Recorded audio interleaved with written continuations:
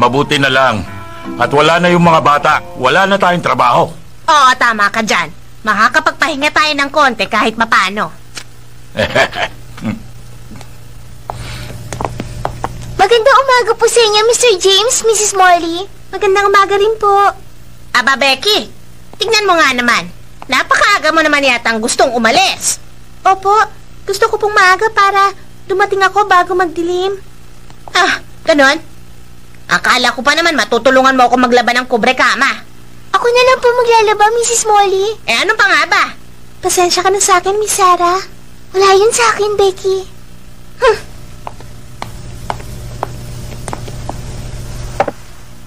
Mr. James, pwede po bang bigyan niyo muna ng makakain si Becky bago siya umalis? Bakit naman namin siya bibigyan? Hindi na nga siya makakatulong, papakainin pa. Oo, tama yun. Kung nagugutom ka, bumili ka ng pagkain mo. Pero, huwag ka na mag-alala sa akin, Miss Sarah. Okay lang na magutom ako. Masaya naman akong uuwi eh. Becky? Becky? Andiyan ka lang pala. Gusto ka raw makausap ni Miss Minchin. Sumama ka sa akin. Opo, Miss Amelia. Ay, pambihira. Ang totoo pa ka ng lahat yan ni Miss Minchin. Dahil kapag pinagbakasyon niya si Becky, makakatipid siya. Ang problema, madadagdagan ang trabaho natin. Ganun na nga. Ikaw na lang mag-isang Sarah!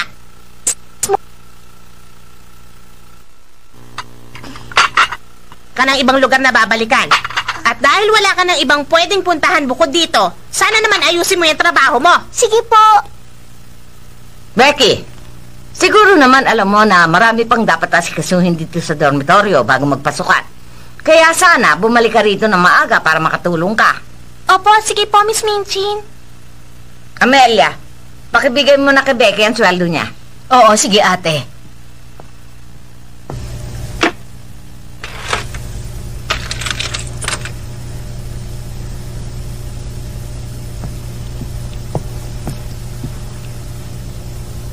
Oh, Hayad. Ingatan mo huwag mawala yan.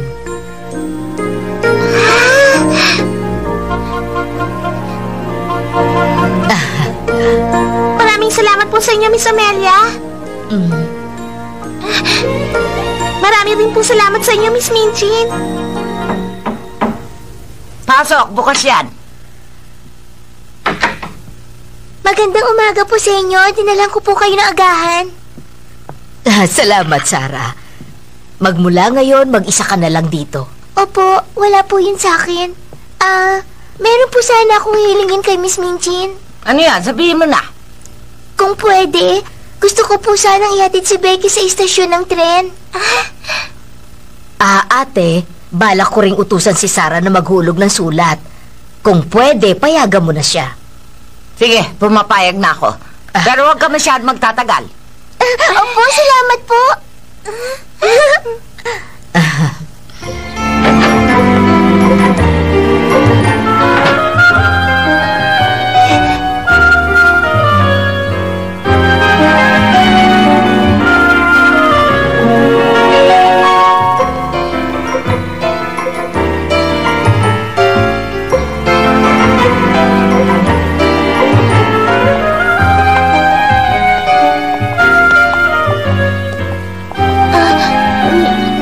Sarah, ano yun?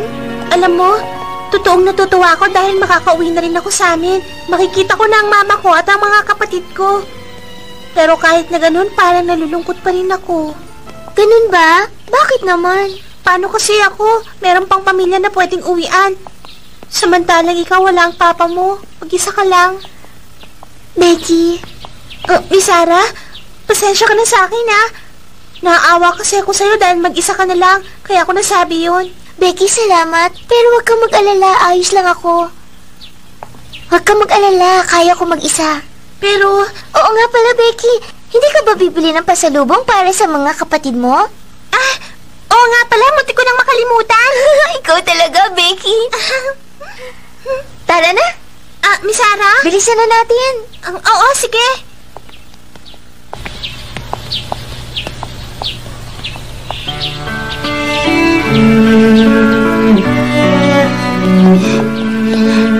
Alam mo, Miss Sarah, kapag napapadaan ako rito sa tindahan na ito, parati ko naiisip na sana papatikim ko to sa mga kapatid ko minsan para maging masaya sila.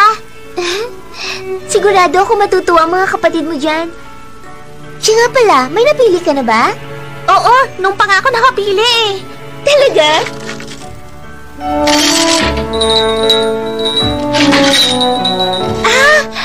Kahit nakapili na ako, nakakalito pa rin pala. Wow! Parang ang sasarap! Anong gusto mong bilhin? Ano po, gusto ko po yung kulay pulang candy na nandun sa may gilid. Yung apple flavor ba ang gusto mo?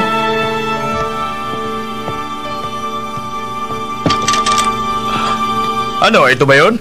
Opo! Yan ang gusto ko!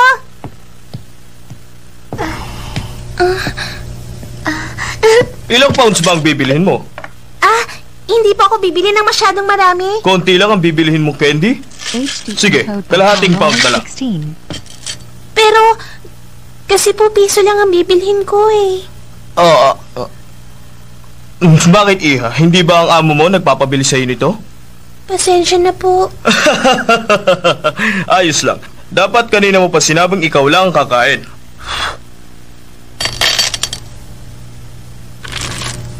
Ito. Sapat na siguro ito sa'yo.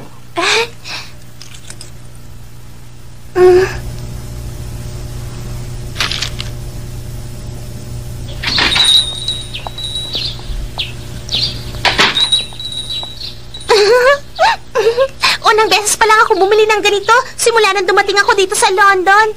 Masaya ako para sa'yo. Halika na, pumunta na tayo sa istasyon. Sige.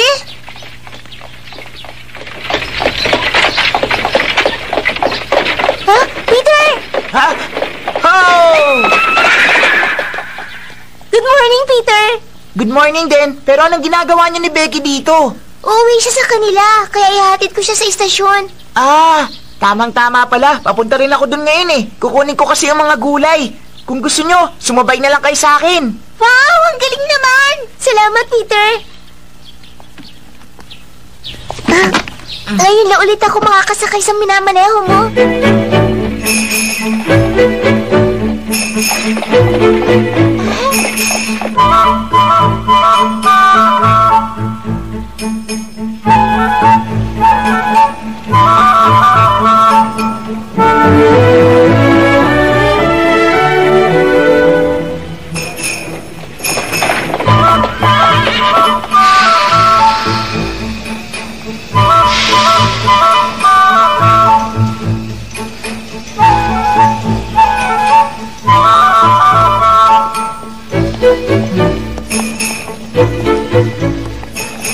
Magandang pwestong ito, Becky. Gusto mo? Miss Sarah, nalulungkot talaga akong iwan ka. Pero kasi... Ayos lang ako, Becky. Sakay ka na. Baka maubusan ka pa ng upuan. Sige. Tara na.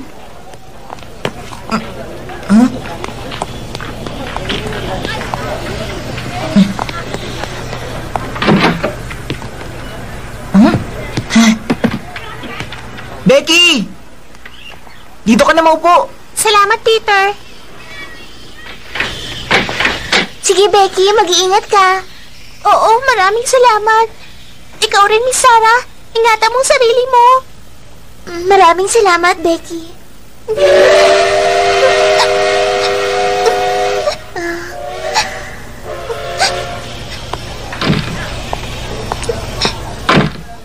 Peter, bumaba ka na dyan. Malapit na umalis itong tren. Oo nga pala.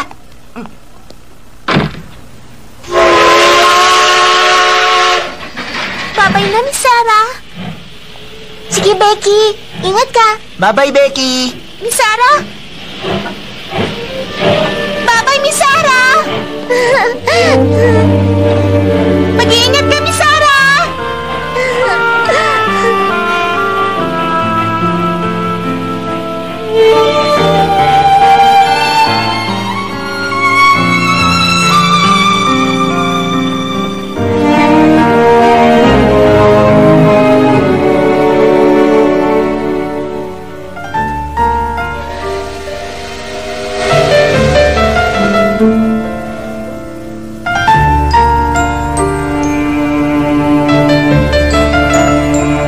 Siguro maganda dun sa probinsya nila. Okay lang yun. Ako nga, wala akong ibang lugar na pwedeng puntahan bukod dito sa London eh. Wala nang iba.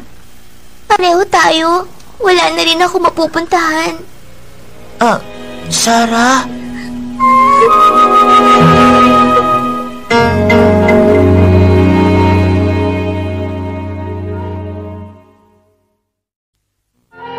Brought to you by Hackboy Anime.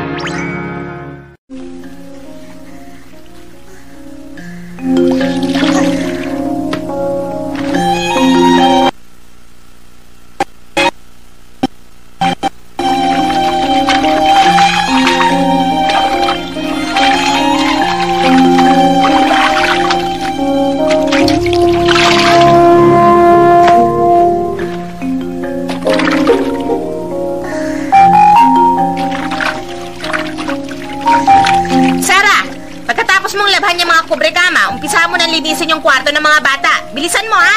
Opo, Mrs. Molly.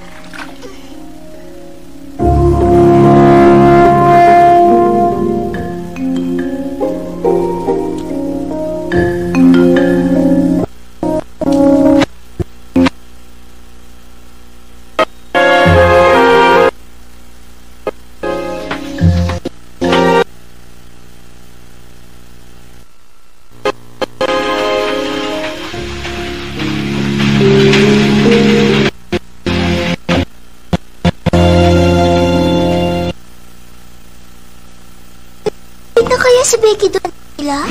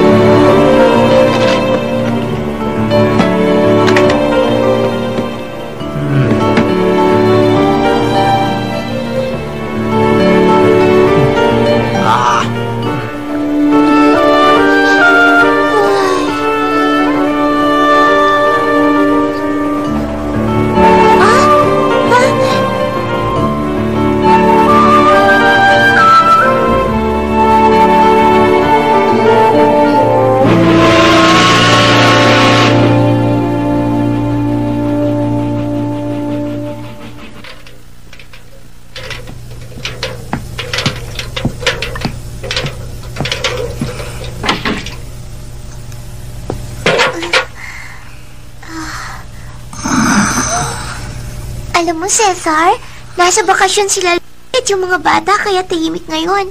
Pati nga si Becky umuwi rin eh. Pero kahit na wala na sila rito, huwag kang malulungkot. Mom!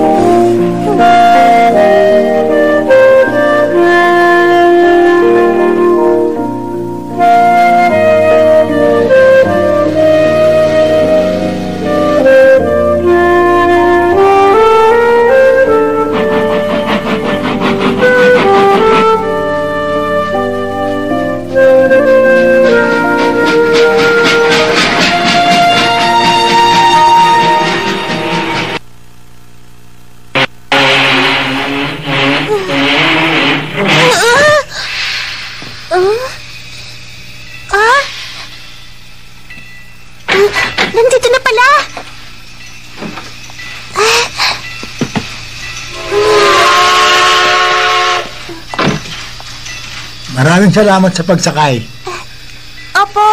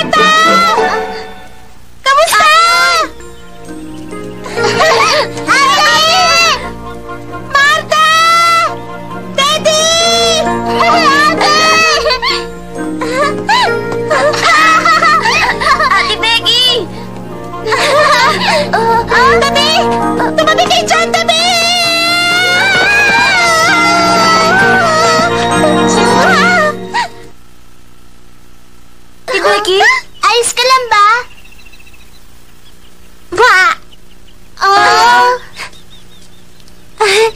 Payakap ako! Marta? Teddy? Kamusta? Okay lang ba kayo? Oo, okay lang kami. Alam mo ate, pumunta ka lang ng London, gumanda ka na bigla. Talaga? Oo!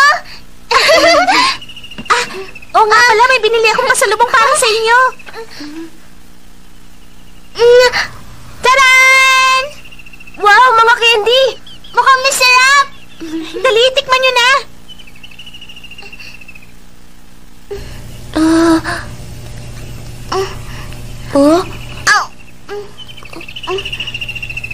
Masarap? Ang sarap talaga, ang tamis!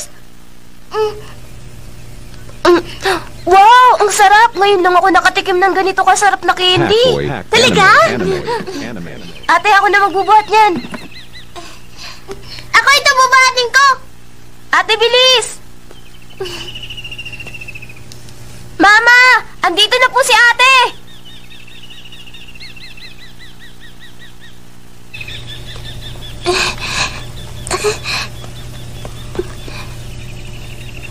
Kumusta po? Becky, bakit nandito ka? Pinalayas ka ba nila doon? Po? Wala yon. Kalimutan mo na yon. Ate Becky! Tara, dito ka! Maupo ka rito! Maraming salamat. Mama, wag po kayong mag-alala, hindi po nila ako pinaalis doon. Ganun ba?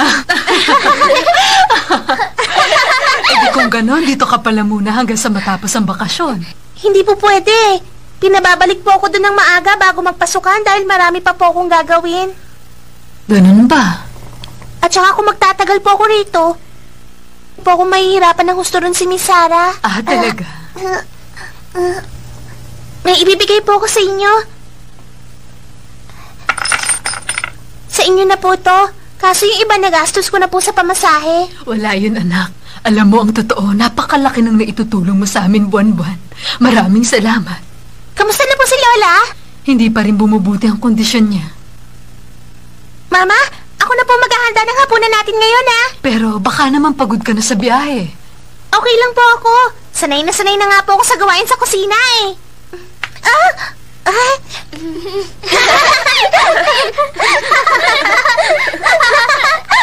Ay, Becky, natutuwa ako at lalo ka pa naging mabuting anak. Maraming salamat.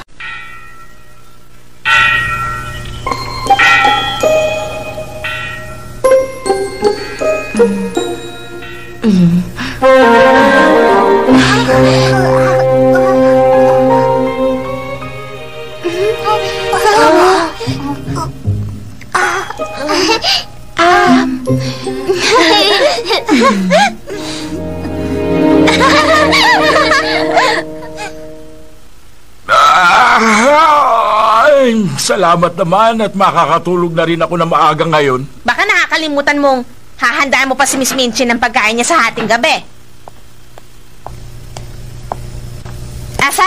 Tapos na ba kagad maghapunan si Miss Minchin? Opo, Mrs. Molly. At hindi na raw siya kakain mamaya. Ay, mabuti naman. Salamat! Paano, ikaw na bahalang maghugas dyan? Opo, Mr. James.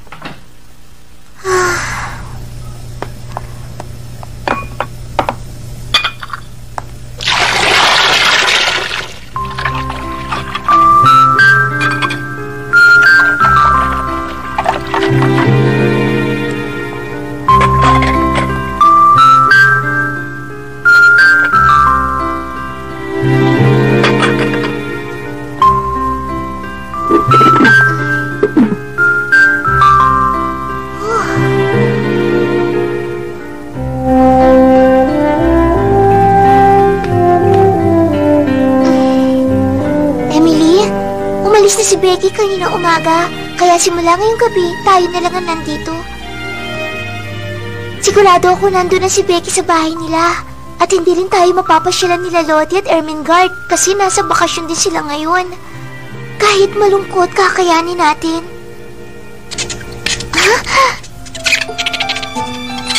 Siguro nagtatampo kayo dahil akala nyo nakalimutan ko kayo, no?